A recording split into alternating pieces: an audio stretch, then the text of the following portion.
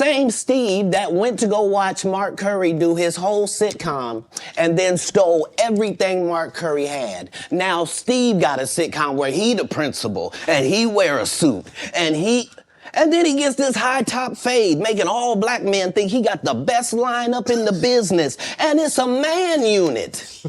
Then you ask it, why you not a movie star? I didn't want to be a movie star. This the same Negro that hated on Bernie with this same thing. A couple things. One, he didn't have to bring up the man wig. That's funny. Another thing was that I was surprised so many people on social media just realized when Katt said that Steve was rocking the toupee the whole time. I thought that was common knowledge. And then the last thing is that the other comedian he mentioned was comedian Mark Curry, who had a show called Hanging with Mr. Cooper back in the early 90s. And I remember watching both those shows when I was a kid, but I don't remember Hanging with Mr. Cooper's full premise. I thought he was a teacher in high school, and I know he was trying to make it to the NBA. That would mean that Steve Harvey pretty much stole that entire premise. We're gonna have to look that up. So I'll just look both of them up. And Hanging with Mr. Cooper premiered first. It ran from 92 to 97. The series chronicles Mark Cooper, an NBA player turned substitute teacher and later basketball coach. Then the Steve Harvey Show ran from 96 to 2002 for 6 seasons. Steve Hightower, played by Steve Harvey, is a 70s funk legend and very successful music star with his musical group, who is now a music teacher, vice principal at Booker T. So pretty much it's the same premise as well. I couldn't really find much info on that, but here's what I did find: Mark Curry's beef. So what's up with you and Steve, man? Ain't nothing with me. Well, Steve stole my material on his show, so I had a beef on that. And he did all my Halloween material one Halloween. I'm watching, somebody called me and said, man, homeboy doing your material. So he did my whole Halloween run. Halloween was a trip. Halloween, we couldn't afford no Halloween costumes. Hey, kids, please. Mama sent us down to the liquor store, put boxes on us. We didn't know what we were. I don't know what we are.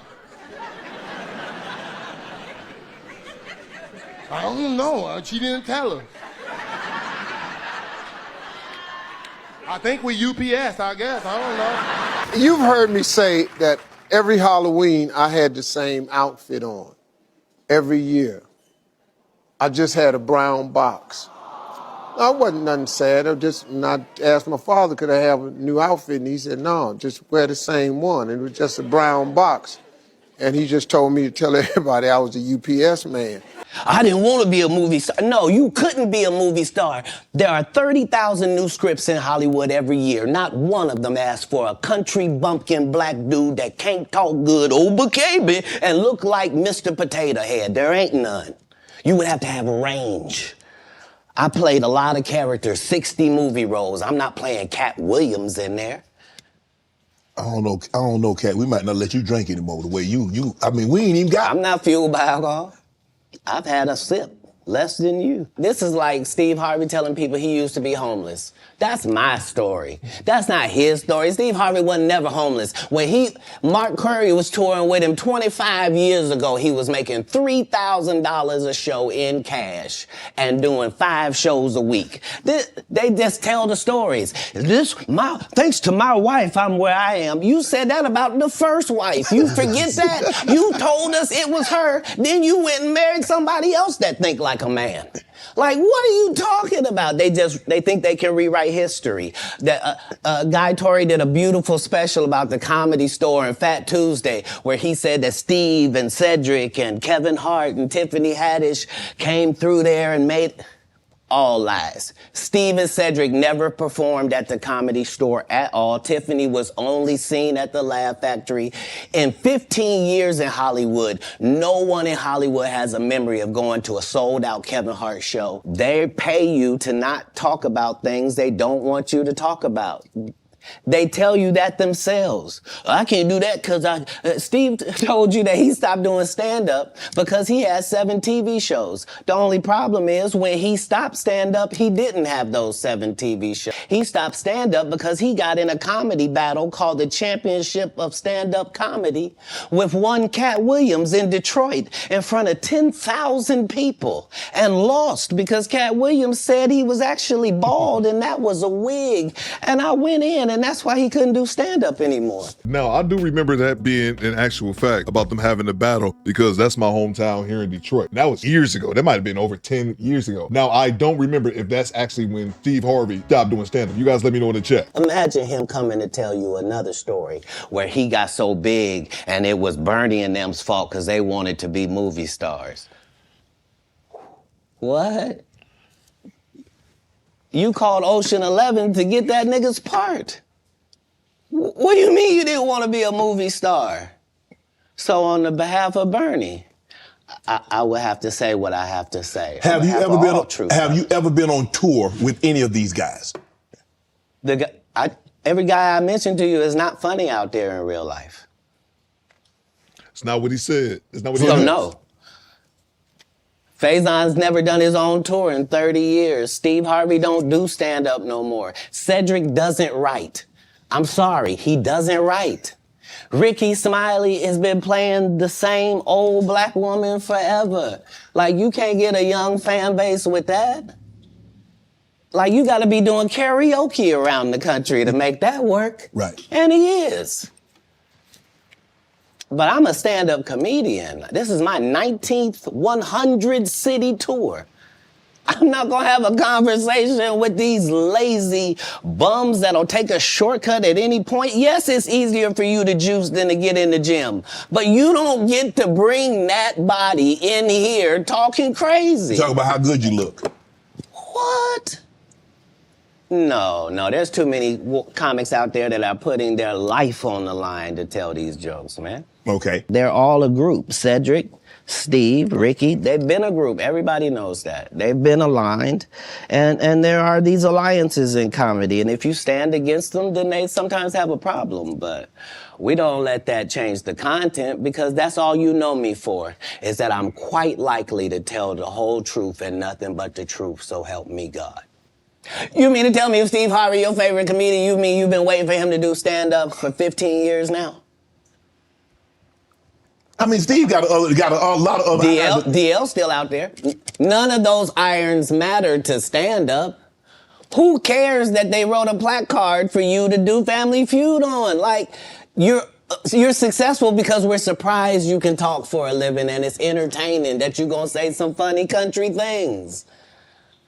But not a writer. Just like everything in life, there's levels to things. I think that Steve Harvey is great at Family Feud. He's funny. He's naturally funny just when having those conversations. But I don't think that automatically translates to the stage. And I say the same thing about social media comedians. People on TikTok, IG, and it used to be Vine back in the day. Those people who can make funny skits thinking they can transition into actually doing stand-up comedy where you rocking a crowd live and for 20 minutes, 30 minutes, an hour if you have a special. There's level to it. Right. Not a writer. When you got into stand-up, was crossing over, was doing TV, was doing movie, was that a part of it? You're like, okay, I'm doing stand-up. Okay, the next progression is TV, movies. Throughout the history of stand-up, sir. That's the goal for all of us. That's how it goes.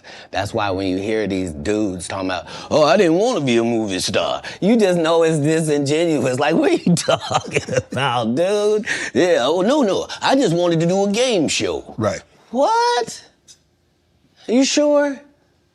Are you sure? Because I thought you did Mark Curry's show over after he had just done hanging with Mr. Cooper. I gotta look into that. Why would you do all of that man's stuff that he did on his show on yours and then do the dude's stand-up when you go on the road? And then you never put Mark Curry on your show or nothing. Like, if you don't say anything, these dudes will run over you. I don't know if you know how bullies operate. But if you don't stand up for yourself, there really is nothing they won't do. Right. Do you consider yourself a king of comedy? Where does Katt No, they consider that. Oh, like when after Bernie left, them same three guys I'm telling you about, the Kings. Yeah. Right? Because DL is the greatest. Yeah. There's no DL slander gets tolerated. But they came to me. I was supposed to be the fourth king. I got the offer. Then what happened? But I turned it down. Why? Because you shit on Bernie. And I know the truth. You think I'm gonna let you shit on Bernie and then come get me? I'm the next king? you. Why? Because the whole time Bernie was here, you was acting like you was funnier than him. The reason you was supposed to go last is because it was your tour. Tell the truth. It was Steve's tour. Not it was going to be called the Kings of Comedy. It was Steve's tour. These are the guys opening for him. Of course you got to close if it's your tour. That's why it was such a big deal. But you couldn't do it because you can't beat the best. And until you humble yourself, you will forever be kinged by the king. And because you finally did it, because you didn't have no other choice, and now that he gone, you gonna act like he wanted to be a movie star. You stop it. You stop it. That man was funnier than all of y'all, and y'all thought y'all had one over on him. You thought he was black and ugly, and you were good looking, and he couldn't make it because you did. And that ain't the way comedy works. The king is the funniest. Bang! Bang! It's good! Period. Every time. And that's why no audience member was ever swayed. It didn't matter where Bernie went. You think if Bernie went first, he wasn't the king? Get out of here. Get out of here. Get your ego out of this. You let the best be the best, right? Katt Williams, ladies and gentlemen. Thanks for coming on, bro. I really appreciate that. Thanks for sharing Thank you. the stories, setting the record straight. Now, you know they're going to double back. Impossible. Impossible. Only because if once you play this back, you'll realize I didn't say anything that made me look in a good light. I wasn't tearing down others to boost myself up. But I do have to acknowledge things that did not take place. Like, we're very ingenuous if we say this is not a game and we don't play it and people ain't in positions and people don't have their favorites and they group and they click. And, right. Well, that happens in all businesses. Right. No. Say what side you on, say why you don't like the other side, and then get to the game. But in the game, I'm wiping the field with them to the point where they don't even compete anymore. So how you gonna let a dude that been on the bench for 15 years, I would have beat Jordan's ass. Shut up, Jordan is still alive. We'll call Jordan right now. You can't beat him now. Not then, you can't beat him now. Right. Katt Williams. You guys let me know in the comments. What are your thoughts overall around this whole Katt Williams situation? There's a lot of pieces to this puzzle, and he's right now just talking strictly Steve Harvey. And I know Corey Holcomb said some things about Steve Harvey as well. One day I did this radio interview last year, and that motherfucker said something. He was, it was the Steve Harvey morning show. And so I didn't know he was on the radio because he didn't say shit. Then, we did the interview. I did it with some lady, and then after that, he was like, he didn't speak to me. And I was like, I didn't know, is that Steve Harvey? I didn't know he was on there. Yeah, that's some asshole shit. And then they cut it off because I was finna get him. I know you ain't talking shit about me, nigga. The nigga you played like a buster when I was a new jack and cut my time to 5 minutes. Nigga, I've been wanting to let you have it for I ain't Katt. Katt was nice to your ass. And Katt really wasn't nice when he tore him up in Detroit. That show. Yeah, they had a Steve Harvey versus Katt Williams, and Katt ate his ass up. He was reluctant to help him out when he was a young comedian coming up as well. So it seems like there is a lot of feuds in the comedy world, but you guys let me know in the comments. What do you guys think? I'd love to hear. Do Better Squad. Fall out.